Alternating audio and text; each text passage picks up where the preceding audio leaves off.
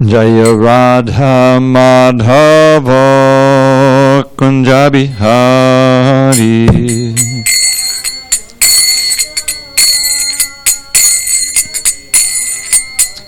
Jaya Radha Madhava Kunja Bihari.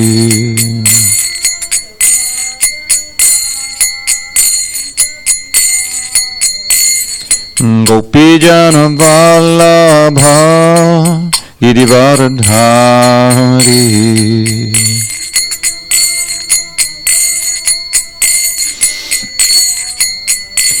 Jai Gopijana Vallabha Girivardhari.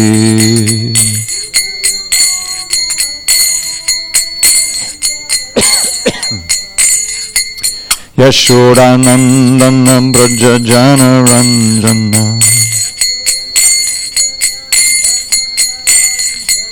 Yashodanandana Brajajana Ranjana.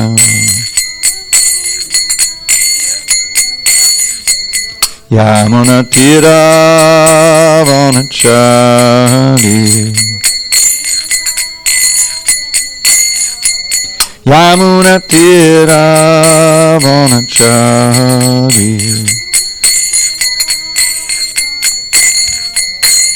Jaya Radha Madhava Kunja Bihari.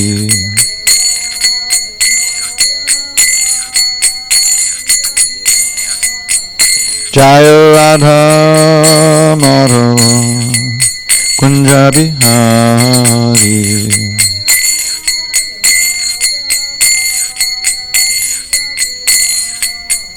Jaya Radha Madhava Kunja Bihari.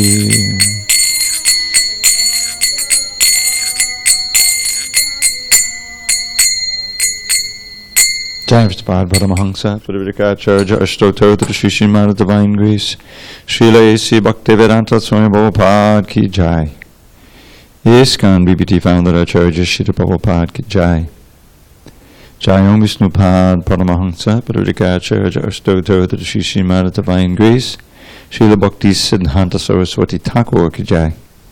Ananda Koti Vaishnavini Ki Jai. Namacharya Srila Haridas Thakur Ki Jai. Srimad Bhagavad Gita Ki Jai. Samaveda Bhaktabinda Ki Jai. All glories to the assembled devotees. All glories to the assembled devotees. All glories to the assembled devotees. All glory to Shri Guru and Gauranga.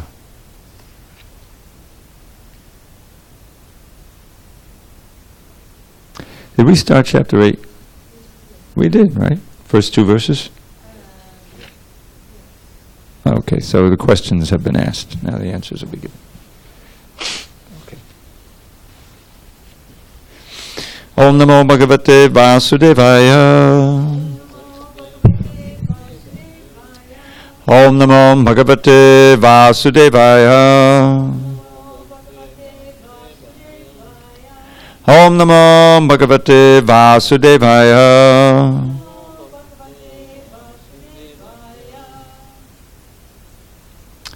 On this 4th day of December 2019 in SanDiego, we're reading from Srimad Bhagavad Gita as it is, translation and commentary by His Divine Grace A.C. Bhaktivedanta Swami Prabhupada.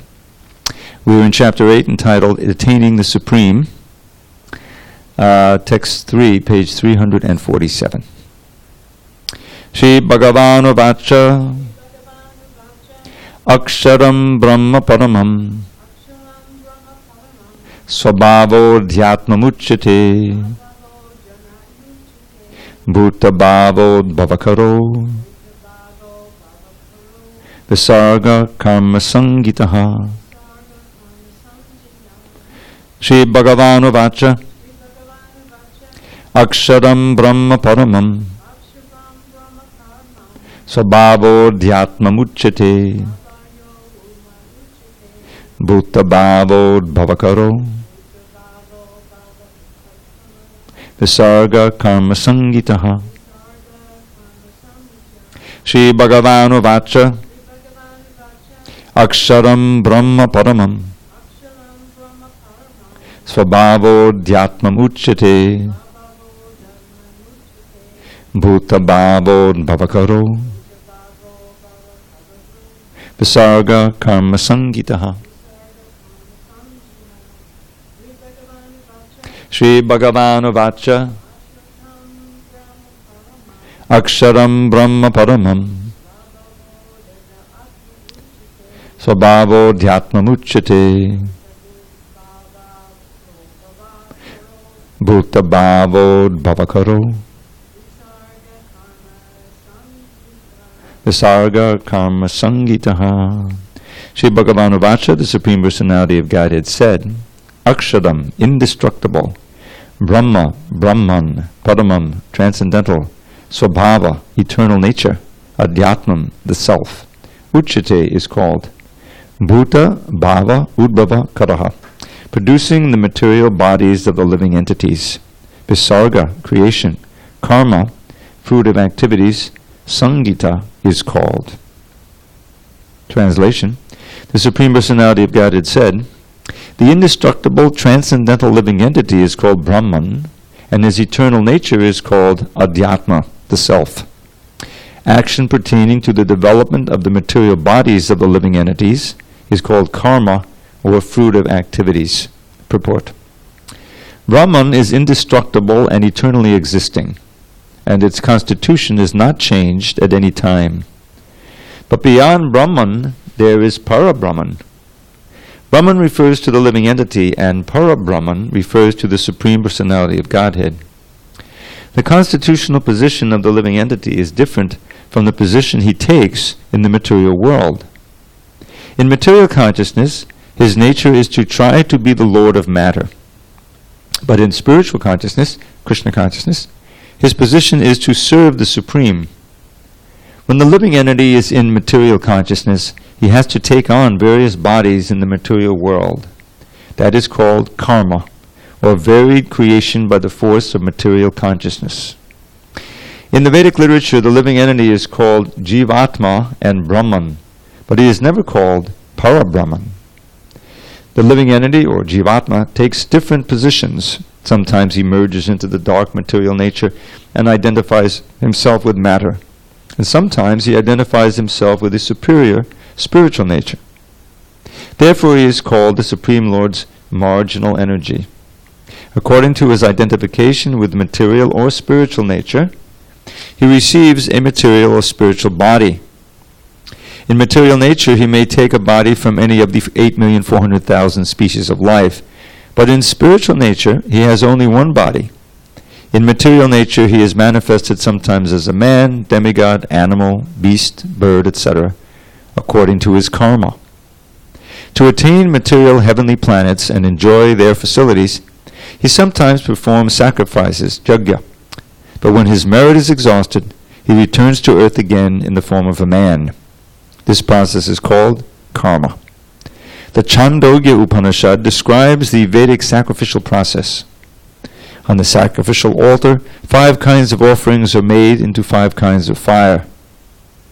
The 5 kinds of fire are conceived of as the heavenly planets, clouds, the earth, man and woman, and the 5 kinds of sacrificial offerings are faith, the enjoyer on the moon, rain, grains, and semen. In the process of sacrifice, the living entity makes specific sacrifices to attain specific heavenly planets and consequently reaches them. When the merit of sacrifice is exhausted, the living entity descends to earth in the form of rain, then takes on the form of grains, and the grains are eaten by man and transformed into semen, which impregnates a woman, and thus the living entity once again attains the human form to perform sacrifice, and so repeat the same cycle. In this way, the living entity perpetually comes and goes on the material path. The Krishna-conscious person, however, avoids such sacrifices. He takes directly to Krishna consciousness and thereby prepares himself to return to Godhead. Impersonalist commentators on the Bhagavad Gita unreasonably assume that Brahman takes the form of Jiva and the material world, and to substantiate this they refer to chapter 13, verse 7 of the Gita. But in this verse the Lord also speaks of the living entity as an eternal fragment of myself. That verse is Mamai Vangso Jiva Loka Jiva Bhuta Sanatana. The fragment of God, the living entity, may fall down into the material world, but the Supreme Lord, Achyuta, never falls down. Therefore, this assumption that the Supreme Brahman assumes the form of Jiva is not acceptable.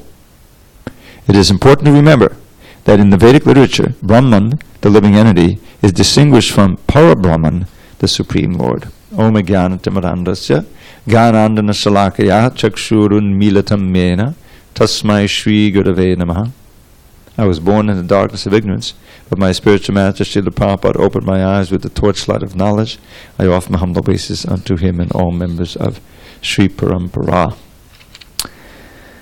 So Krishna is systematically answering the questions that Arjuna asked, which themselves were inspired by the last two verses of the previous chapter, in which Krishna says, those who worship me with firm determination, Dhrita Vrata, having been freed from the delusions of dualities and desiring deliverance from old age and death, take shelter of me, and they know all these things. They know Brahman, they know Adhyatma, they know Karma, they know Adibhuta, Adidaiva, Adiyagya, and at the end they know me at the time of death. And Arjuna proceeds to ask, what is this Brahma, what is this Adhyatma, what is this Karma, what is Adibhutam, Adidaiva, and what is Adiyagya, and how can one know you at the time of death? So all of these things are covered.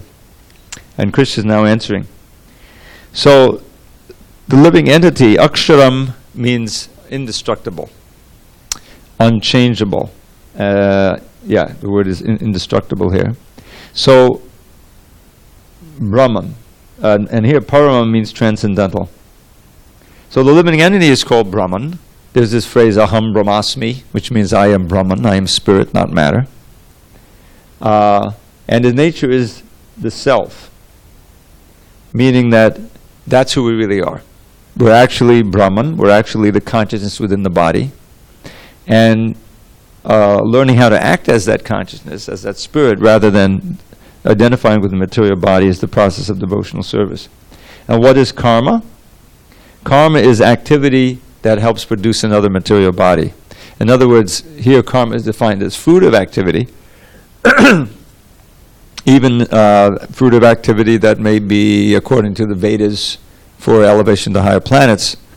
But still, it keeps us bound up to the material world, either on a higher planet, lower planet, higher body, lower body. One way or another, we're still entangled. So that's the definition of karma, that bhuta bhavod bhavakara means producing the material bodies of the living entities. So that's the definition of karma. And then in the next verse we'll learn what the other things are, adibhutam and adidaivam and adiyagya. So now in this purport, let's see, Srila Prabhupada makes this distinction between Brahman and Para-Brahman. This is the common mistake, one of the fallacies of the Mayavadis. They don't make any distinction between Brahman and Para-Brahman, but they're distinctly different. Brahman simply means spirit, or the absolute. So we're Brahman, and so is Krishna. But Krishna is categorically different, has a different position. As we learn in chapter 10, after Krishna declares himself to be the source of everything. Aham sarvasya prabhavo mattak sarvam bhavartate. I am the source of everything. Everything originates with me. The wise who understand this fully worship me with all their hearts. They're always thinking of me. They're dedicating their life energy to me and their activities, and they're always glorifying me in congregation and enjoying spiritual pleasure.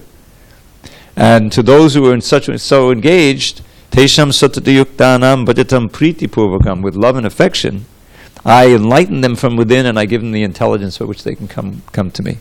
Out of compassion for them, he says, Tesham evana kampartam, ahama jnana jamtamaham nashayam yatmi. I destroy the darkness of ignorance in their hearts with the shining lamp of knowledge. And after Krishna declares this, these are said to be the essential 4 verses in the Bhagavad Gita, chapter 10, text 8 through 11. And then in text 12, Arjuna says, Param Brahma, Param Dhamma. See, right away, he says, you are the supreme Brahman. I'm Brahman, but you're the supreme Brahman. You're the supreme abode and purifier, like that. So that distinction has to be made between Brahman and Para-Brahman. And one of the clear distinctions is that Parabrahman, or Krishna, is Achyuta. Now this word Achyuta, Prabhupada would say, oh, that means infallible, because Prabhupada added a meaning to that word infallible. The word infallible normally in the dictionary will say inerrant, cannot make a mistake. That's one of the meanings, and Prabhupada uses it that way sometimes. Or never fails. Never fails. Prabhupada says that Krishna never fails to respond to his devotees and take care of his devotees. But he also defined it as infallible, meaning that you can't fall down. Krishna can't fall down. Achyuta means to fall. Achyuta means can't fall. One of Krishna's names is Achyuta. How can he fall under the control of his own external energy? Doesn't make any sense. So that's a very important point. Even when he appears on this world, he seems to be acting like a human being, he's not under the control of the material energy. Etadishudamishwasya prakatistopi tadganai nayujjate sadatmastar yata buddhi stadashraya. This is the divinity of the divine. I think I quoted this verse the other day, but it's an important verse, first canto. Etad ishudam ishwasya. Here's the divinity of the Lord. That even though he may come into this world and seeming to be acting amongst the modes of nature, still he's unaffected by those modes because they're within him. In other words, completely under his control. They're part of Maya Devi, and she's his servant. In other words, his energy. And similarly, the intelligence of one whose intelligence is fixed on the Lord is also not under the control of the material energy. Is not under the modes of nature. Very important point. So therefore, he's Parabrahman, we're individual Brahman. And that should always be remembered. And Prabhupada makes that point throughout this first part of the purport. And then Prabhupada gets into what the karma is and jagya. Jagya will be described in the next verse. But he talks about going up to heavenly planets and coming back down, the 5 different kinds of sacrifice, coming down in grain, and then entering into the semen. And so this is the classic way in which we're in this cycle of keeping going up and down, and sometimes down low and then come back up to human form. But the wise person, when you come to the human form, takes to Krishna consciousness in order to break out of this cycle of samsara. And then Prabhupada cites chapter 15, this the verse I cited here. The living entity as an eternal fragment of myself. This word of anksha is important. Mamaya vangso jiva loki. In this world of jivas, every living entity is part and parcel of me. So eternally. We never merge into Krishna and become the Absolute. Okay. All right. Any questions on this verse? Let us go forward and complete Krishna's answer. Text 4. Adibhutam sharo bhava purushas chari daivatam adiyagyohame vatra dehe dehapatam. O best of the embodied beings, the Deha Brita. See that word at the end of the verse, Deha Brita? Deha Brita means those who are bearing the burden of a body. Brita means to bear a burden. So what are you bearing? A Deha. So we're living entities. We're carrying around these bodies, but we really don't need them. We have a spiritual body. So he's addressing Arjuna. You're the best of all those embodied beings. Vara means the best. O Arjuna, O best of the embodied beings, the physical nature, which is constantly changing, is called Adibhuta, the material manifestation. The universal form of the Lord, which includes all the demigods like those of the sun and moon, is called Adidaiva. And I, the Supreme Lord, represented as the supersoul in the heart of every embodied being, am called Adiyagya, the Lord of sacrifice. Purport. The physical nature is constantly changing. Material bodies generally pass through 6 stages: They're born, they grow, they remain for some time, they produce some byproducts, they dwindle, and then they vanish. The physical nature is called adibhuta. It is created at a certain point and will be annihilated at a certain point. The conception of the universal form of the Supreme Lord, which includes all the demigods and their different planets, is called Adidaivata. And present in the body along with the individual soul is the Supersoul, a plenary representation of Lord Krishna. The Supersoul is called the Paramatma, or Adiyagya, and is situated in the heart. The word Eva is particularly important in the context of this verse, page 349.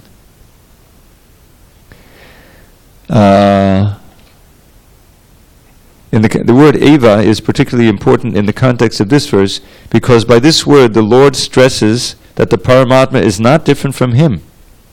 The Supersoul, the Supreme Personality of Godhead, seated beside the individual soul, is the witness of the individual soul's activities and is the source of the soul's various types of consciousness. The Supersoul gives the individual soul an opportunity to act freely and witnesses his activities. The functions of all these different manifestations of the Supreme Lord automatically become clarified for the pure Krishna conscious devotee engaged in transcendental service to the Lord. The gigantic universal form of the Lord called Adidaivata is contemplated by the neophyte who cannot approach the Supreme Lord in his manifestation as the Supersoul. The neophyte is advised to contemplate the universal form, or Virat Purusha, whose legs are considered the lower planets, whose eyes are considered the sun and moon, and whose head is considered the upper planetary system. What is that? Hare Krishna. So this is Krishna's answer to Arjun's second part of his question. What is the Adiyagya? What is the... and how can one know you at the time of death? What is Adidaiva? So he's systematically answering. Now the word Chara, this comes up in the 15th chapter, where Krishna says there are two types of living beings. There's the Akshara and the Chara. Now notice that in the word-by-word meanings, Chara means constantly changing. And another meaning for Chara is perishable. All living beings in this world are obviously perishable. We as living entities don't perish, but since we identify with these changing bodies, we experience ourselves as perishable. We're all subject to being destroyed. As Prabhupada points out, there's these 6 changes that everything created goes through. We're born, we come into being. This is our embodied beings, organisms. They're born, they grow, they remain for some time and produce byproducts, means like offspring. Then we dwindle and then finally we disappear. And this has been going on, no matter what species we're in that situation, going through these changes. So that changing means you're eventually going to be destroyed and dissolved. So that's perishable is another way of changing it, of understanding it. But here it's constantly changing. So that's the adibhuta. That's the physical world that we inhabit as well as our own body. Is constantly changed. And that's why it says Bhavasagara. You see, Bhavasagara means the ocean of change. And this is a dangerous ocean, the dangers at every step. So we want to try to escape that and come to the point of the spiritual world where there is no change. It's all akshara. In that land we have our eternal spiritual body. No death, no birth, no past, no future. Only the eternal present. So, physical nature is constantly changing. Now, then he talks about the Adidaivata, which is defined as the universal form. This is a way for us to begin to see God in everything. To see how it's almost like understanding this material world as the Supreme Lord's external body, because it's obviously changing, just like our body is always changing. But we as spiritual souls are not changing. We're aware of these things. But if we begin to see the world, as we learned in the previous chapter, it's all Krishna's energy. He says, I am the taste of water, I'm the light of the sun and the moon, I'm the ability of man, I'm the fragrance of the earth. All of these experiences we have, all the 5 senses are covered there. the sound in ether, every sound. So that's a way of beginning to see God in everything, rather than just feeling that there's no God because I can't see Him. But we can see the earth, we can see the water, we can experience the taste and the sounds and everything else, the light of the sun and the moon. And we should know it's not just some impersonal force of nature. These are all manifestations of God's energy, and that's how we are experiencing them. And we're also a manifestation of that energy. That's the whole idea here. And now he talks about the supersoul. Now the supersoul is very important because from that supersoul we get all our different states of consciousness. And as Krishna says very graphically in the 15th chapter, Sarvasya chaham hridisannavishto matta smartir jnanam apohanangcha, that I am situated in the hearts of every living being, every organism. And from me is coming the knowledge and the remembrance and also the forgetfulness. So Krishna is trying to enlighten us from within. He's giving us good advice, but we can't hear it because we're too covered over. So he comes from outside. And he speaks to us as the Bhagavad Gita, as the words of the pure devotees. And sometimes he comes himself and speaks. Rarely. But Prabhupada makes the point, and I just heard it on a tape, how we should never think that, oh, if only I had been back there on the battlefield of Kurukshetra 5,000 years ago, I could have heard Krishna directly. Yes, that would have been very wonderful. But we can take advantage of now because he's absolute. We can hear the words right now. We struggle to pronounce the Sanskrit, but it's good that we're trying, but even if we can still read the English. Krishna's, one of his qualities is Vividad Bhuta Bhasha Vid. He's the knower of all kinds of languages, including English. When we read these English translations given by Prabhupada, this is Krishna speaking directly to us. We should feel that that we're able to, and because he's absolute, we're directly associating with Krishna and benefiting, become purified by hearing that sound. And especially if we contemplate it, especially if we try to bring it into our heart and live according to these instructions. As I say, my new favorite slogan, learn it, live it, give it. Learn the Bhagavad Gita, live it, and give it out to others. This is our theme coming up on Sunday, which is the anniversary of the appearance of Bhagavad Gita. It's called, we used to call it Gita Jayanti, but we kind of reserved that for this Jayanti for the appearance of Krishna. But we'll have a big ceremony here on Sunday, all glorification of the Gita. I'll maybe do my special Gita slideshow, and then we'll try to get people to sponsor giving out these Gitas to everybody. Because this knowledge, and this knowledge alone, really can save people. None of the material knowledge can help them. So the super soul, very important. Krishna within our heart, he's a plenary expansion, and he's called Adi Yagya, meaning that the more that we sacrifice for the sake of of Krishna, under the instruction of the super soul or his representative, the more we'll be purified, the closer we'll get to Krishna. And what's the main sacrifice in this age? Yes, harekrishna. The congregational chanting, otherwise known as Sankirtan. That's the sacrifice. Yes, yes. And it's so easy. You know, if you read about, in the Bhagavatam, it describes, these elaborate sacrifices, you have to have thousands of Brahmins. You know, you don't know. I've never witnessed it, but I've heard. Because how hard it is for us to pronounce the Sanskrit properly. I'm thinking I'm doing it properly, but I'm not, you know. So, but it's very important. When you're sacrificing in order for some material benefit, then all of these material rules and regulations are very important to follow. Otherwise, you won't get the result, or you get the opposite result. There's one pastime in the 6th canto of Srimad Bhagavatam. Indra plays an important role. You know, he's kind of almost like a foil in various cases. You know, in the Govardhan Leela, right? He completely lost it. He was so used to getting all of these offerings every year from the cowherd community, and Krishna wanted to teach them that you don't have to worship the gods. You just worship me, and you worship, you know, the cows and Govardhan. That's enough. Anyway, we can go through telling that story. But Indra became very angry, tried to annihilate the whole community. And Krishna showed him who's really boss by just lifting the hill and protecting him against all the rains and the hail, big hailstones were falling. So this is the same thing. Indra became proud. The whole thing started, he's up in the heavenly planets, he's the king, all this opulence, dancing girls everywhere sitting on his throne, and his spiritual master walks in, Bahaspati. He doesn't get off the big seat. It's not like this seat. I mean, this is nothing. It's like big, jewels and silk and everything, He doesn't get off the seat to honor his spiritual master. So Bahaspati turns on his heel and walks out. And Indra says, oh, no, what have I done? I've offended my spiritual master. He runs out. He can't find him. Can't find him anymore. So without the blessings of the spiritual master, the demigods become weakened and the demons take advantage. You see?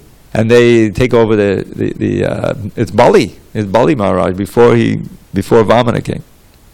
So Bali, they had been defeated by the demigods before, and now they saw their advantage, and they came and they took over their heavenly planets, and the demigods all scattered here and there. So, how does it go? Yeah. So then the demigods they have an advantage over the demons because they can pray to God, and for help. So he tells them, you go to the Dichi. He's a great ascetic devotee, and you go and you beg him for his body. So you can take his bones and make an invincible thunderbolt for Indra. He's known to have this vajra, like Zeus, with the thunderbolt of the thunderbolts. So he has a weapon of that, and so you make this invincible thunderbolt, and you'll be able to conquer the demons, the asuras. So they do that, and the Dichi first he refuses. He's kind of teasing them, and he says, "Oh, you want my material body? No problem." So he gives it to them, and they make this thunderbolt. So now he's armed with this weapon. Meanwhile, the demigods, they need to get another spiritual master. So where to find one? So they approach this great devotee named Tvashta, who has a son named Vishwarup, who he says, Vishwarup can be your spiritual master. I give you permission. So he's a Brahmin, he's very learned. So Vishwarup now is installed, so they have their spiritual master, and he happens to have 3 heads. So and the problem is that in one of his lines, his mother or somewhere on the maternal side, he had some demon blood in there. So he's also offering some oblations there, secretly. But Indra, he's hiding behind a pillar, and he notices, what is he doing here? He's offering some worship to the demons. So he flies off the handle again, and he cuts off those 3 heads. Now what? Now again, they still don't. Now they don't have a spiritual master again. You see. Meanwhile, Tvashta becomes enraged. His son, who he gave permission to be, now he's dead. So he performs a sacrifice, and his sacrifice is, I want to invoke a demon to annihilate Indra. You see. But he's so upset that he chants 1 syllable wrong. See, this is the point. And instead of getting a demon to annihilate Indra, he gets a devotee in the garb of a demon whom Indra will kill and send back to Godhead, and then Indra will have to suffer the sinful reactions for killing a Brahmin. See? Anyway, it gets kind of complicated. But it involves also this great devotee named Chitraketu, who, that's a whole other part of the story. This would make a great movie when I first read it. So Chitraketu, he comes in on this, and because he's the one who becomes Vritrasura, who's the devotee inside and the demon outside. And he had many queens, but he couldn't have a son. Somehow no one was getting a son. So one great sage comes to him and says, here's some special milk preparation. You give this to your favorite queen, and then she'll become impregnated, and you'll have a nice son. So it worked. So Chitraketu, he's overjoyed. Now he has this little baby. But naturally, that queen became all the other queens he was neglecting. They became envious, and they killed the little baby in the basket. Oh, God. So Chitraketu is like devastated. You can imagine. And so what happens is Narada Muni comes, brings the soul back into the body of the little boy, even though he had been poisoned. He came back to life, and he started preaching transcendental philosophy. He says, who is my real father? I've had thousands of fathers before, and I'll have thousands of fathers again. He's saying this is all illusion, this whole thing. So Chitraketu becomes enlightened. He goes and goes to the forest, chants a special mantra given by Narada Muni, and he realizes Krishna in 7 days. And so he becomes a great devotee. He renounces his kingdom and he just goes flying around the universe. And he comes upon Mount Kailash, and there's Shiva and Parvati, and kind of in an intimate situation, and they're surrounded by all kinds of sages, and Chitraketu makes some comment. And Shiva doesn't mind, but Parvati is very offended, and she curses him. You're going to become a demon. So Chitraketu says, oh, what have I done? I shouldn't have done. So he just takes it, So he becomes Vritrasura. He gets born as Vritrasura. But he's actually a devotee, just like Prahlad is a devotee, and Bali is also a devotee inside. So the demons take shelter of this Vritrasura. He is invoked by Trashta, but he's not really going to kill Indra. He's just going to fight him, so that Indra will eventually kill him and send him back to God and liberate him from the demon body. You understand? So, but my point in all of making all this is that if you have a material motivation, then everything has to be done just right in the Vedic culture. Otherwise, you risk a whole different end. And that's what happened with Trashta. Indra wasn't killed. He killed Vritrasura. He wanted to be killed. Anyway, it's fascinating. The 6th canto, you can see it there. So, but Krishna is Adi Yagya, but the Yagya that if you practice Sankirtan, you don't have to worry about all this other stuff. This is the great boon. We're not qualified to go and chant these mantras properly. We make a big mess of it, But anyone is qualified to chant Hare Krishna. Lord Chaitanya, who's Krishna himself, the Nam Akari Bahudani Dasarva Shaktis Tatrapitani Yamitak Smaranena Kala. Etadrishi Tava Kripa Bhagavan Mamapi Durdaiva Nanuraga. Krishna, Govinda, and Keshava, 2 your names have no end, and in each of them you have invested your potencies, leaving none out. Whenever we want, we can chant them without the slightest restriction of time or of place. O Lord, who can fathom your infinite grace? But I am so wretched, devoid of all shame, that I haven't developed a taste for your name. This is the whole problem, is that we're so much in the darkness that even we're given this easy process of chanting Hare Krishna. Mine is too dull, I have other things to do, You can't get the taste for it. You have to get a taste for it. And that's the process of Bhakti Yoga. It gives us a taste for the chanting, and once we get that, then we're home free. So, of course we have to keep it by not offending the holy name. So he's Adi Yagya. Prabhupada says, he's situated in the heart, and let's see, that the Lord stresses that Paramatma is not different from him. The super soul, and this comes out in the 13th chapter, that there's 2 souls in every body. There's the individual soul, that's us, and the super soul.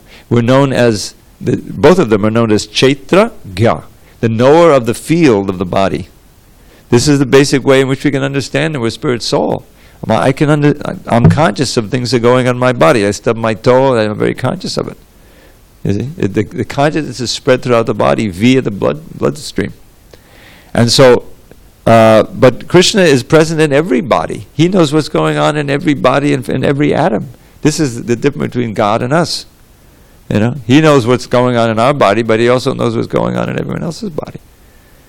As we learned in the last chapter, Vedaham samatitani vartamanani charjana bhavishyani cha bhutani mamta vedana krishna. I know everything that happened in the past, everything that's happening now, everything that will happen in the future, and all living entities, but me no one knows. Not completely. We can know whatever Krishna wants us to know. So he says the functions of all these different manifestations, the material manifestation, the Adidaiva, the universal form, and the Adiyagya, these will come clear to the Krishna conscious devotee if we hear from Krishna. So the next verse is really important. This is like a key verse in this chapter. Should we go on one more time? Okay. Antakale tamameva smaran muktva kalevaram yak priyati samadbhavam yati nastyatra sangshayaha. Okay, now here's the key now. And whoever at the end of his life quits his body remembering me alone at once attains my nature. Of this there is no doubt. Purport. In this verse, the importance of Krishna consciousness is stressed. Anyone who quits his body in Krishna consciousness is at once transferred to the transcendental nature of the Supreme Lord. The Supreme Lord is the purest of the pure. Therefore, anyone who is constantly Krishna conscious is also the purest of the pure. The word smaran, remembering, is important. Remembrance of Krishna is not possible for the impure soul who has not practiced Krishna consciousness in devotional service. Therefore, one should practice Krishna consciousness from the very beginning of life. If one wants to achieve success at the end of his life, the process of remembering Krishna is essential. Therefore, one should constantly, incessantly, chant the Maha Mantra, Hare Krishna, Krishna Krishna, Hare Hare, Hare Rama, Rama Rama, Hare Hare. Lord Chaitanya has advised that one be as tolerant as a tree, Toro Iva Sahishnuna. There may be so many impediments for a person who is chanting Hare Krishna. Nonetheless, tolerating all these impediments, one should continue to chant Hare Krishna, Krishna Krishna, Hare Hare, Hare Rama, Rama Rama, Hare Hare. So that at the end of one's life, one can have the full benefit of Krishna consciousness. It's all there. It's laying it right out. Now, just to enlighten you about something that may come up in your Krishna conscious career, there's various versions of this Bhagavad Gita. There was a version published in 1968. It was a abridged version because we didn't have a press at the time. There was no BBT, and we were dependent on the commercial publishing industry. And by a miracle, really, Macmillan Company, which was an internationally known company, agreed to publish Prabhupada's Bhagavad Gita. But they weren't really ready to go down and commit for the original version came out as over 1,000 pages. That's all, So they said, yeah, we'll 300 pages max, So many of the purports couldn't be included. It had to be brought down to 300 pages. And so that was the first version, 1968. But the advantage was it had some pretty famous people who endorsed it at the beginning. Thomas Merton. Have you ever heard of Thomas Merton? Maybe he's not so famous now, but he was very famous in the 60s. He was an American who became a Tibetan monk and a very strong advocate for peace. There's a lot of... You don't hear the word peace so much anymore. There's no peace movement anymore. But it was a very big thing in the 60s and 50s, because the atom bomb. You remember that? A lot of straight. And he was very famous. He endorsed Prabhupada's, he wrote an introduction. Denise Levertov, who was big at the time, and Allen Ginsberg, who even today his name is known. They all wrote wonderful things at the beginning. So anyway, that was the first version. Then after a few years, because Prabhupada's movement exploded and devotees were selling the books, and they said, okay, the books are going so well, now we're ready to go in for the unabridged version. Prabhupada was very happy to hear that.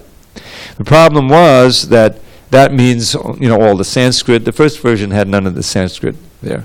They didn't even put these things that you see in the gutter there, 8.6, 8.7. You didn't know what verse you were on, or what chapter you were in. You know the name of the chapter. They didn't know what they were doing. But anyway, it was a big job preparing that first edition of the unabridged. That came out in 1972. We didn't have any expert Sanskritists, and the typists couldn't hear Prabhupada very well. He was a volunteer, wasn't even a devotee. It's all kinds of problems with it. So one of the things that happened was, the reason I bring this up is that in this purport to 8.5, which is so important that anyone who remembers me at the end of life comes to me, the Maha Mantra was not fully given, although Prabhupada definitely chanted it twice here. In the space of a few sentences. All we had was Hare Krishna. I think it just said Hare Krishna rather than Hare Krishna, Krishna Krishna, Hare Hare. So this is one of the many, many things that were remedied when this edition came out in 1983, 11 years later. Yes, it was after Prabhupada disappeared, but it was authorized. If you're interested in that topic, I can give you more information. All right, should we go on? Because these two verses go together. The next verse gives us the general principle, which is universally applicable, and this is how the transmigration process is going on. Yang vapi smaran bhavam Chajatyante kalevaram tangtame vaiti kaunteya sadatad bhava bhavitaha.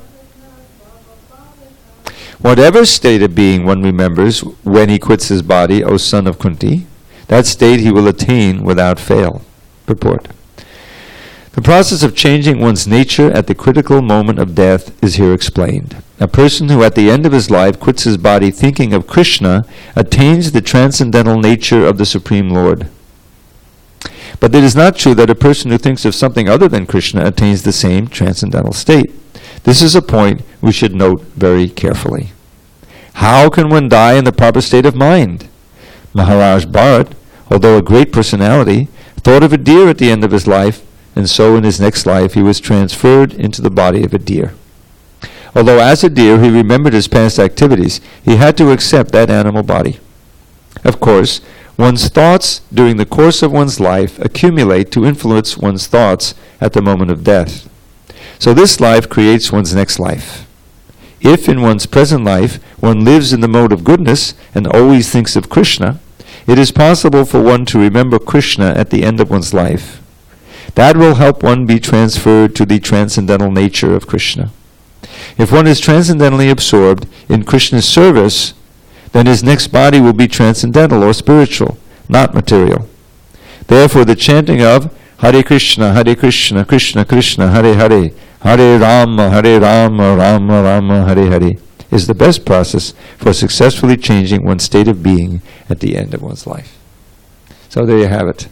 This principle is unknown. People don't understand what's going on and how they're making their destiny with everything they do. You know, without understanding the basic principle of the eternality of the soul, which is a revolutionary concept. If you this verse in the second chapter, text 20, it kind of summarizes the whole thing. Najayate mriyate vakadachan nayam budva bhavitavanabuya ajo nitya shashvato yam purana nahanyate hanamane shirire. Prabhupada quoted all the time. For the soul, there is never birth nor death at any time. The souls have not come into being, they're not coming into being now, and in the future they will not come into being. They're eternal, just as eternal as Krishna. Aja, unborn. Nitya, literally eternal. Shasvrata, permanent. Purana, ancient. The soul is not killed when the body dies. The soul is not killed when the body dies, and it goes on living.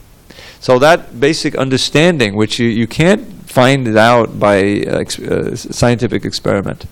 There's no way, because the soul is invisible. You can't. It doesn't weigh anything. You know even now they're still figuring out what is consciousness. You know, and some scientists say, well, it comes into being at a certain stage in the brain, but it doesn't really work that way.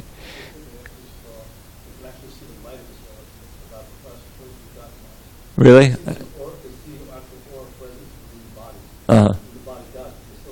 They know what it is. Yeah. But the idea that, the main thing is to understand that we've lived before. This is the thing that the Christians don't understand. Isn't it their idea that you come into being when you're born and you've got one shot to go accept Christ, otherwise you go to the bad place forever? That's not true. Nothing is forever. No situation. Even though we may go in a very dark place, we may lose the human form, we go down for thousands of years, but you always come back up to this human form of life. And we always get another chance. So now we have to take advantage of it. That's the whole idea. There's an urgency. Because everything we do, everything we think, everything we hear and see and speak, that's all affecting our consciousness, and that consciousness will determine our next life. So we have freedom, but that freedom is how we exercise that freedom will determine our destiny. So and the next verse, which we won't read tonight, he starts with Tasmat. Therefore, at all times, in all places, remember me and do your duty. In other words, integrate me into your life so that you can keep body and soul together, but at the same time, remember me at all times. And that is the process of devotional service. And especially in this age, it's built around the process of hearing and chanting. Hearing the holy name, chanting the holy name. and remembering. When you hear and chant, then you remember. Sometimes we have to force ourselves to remember. So what we hear, or what we read, and what we chant, and what we speak, and write, and read, that is a large part of how we're making our consciousness. And in these days, there's so many media coming at you from all directions.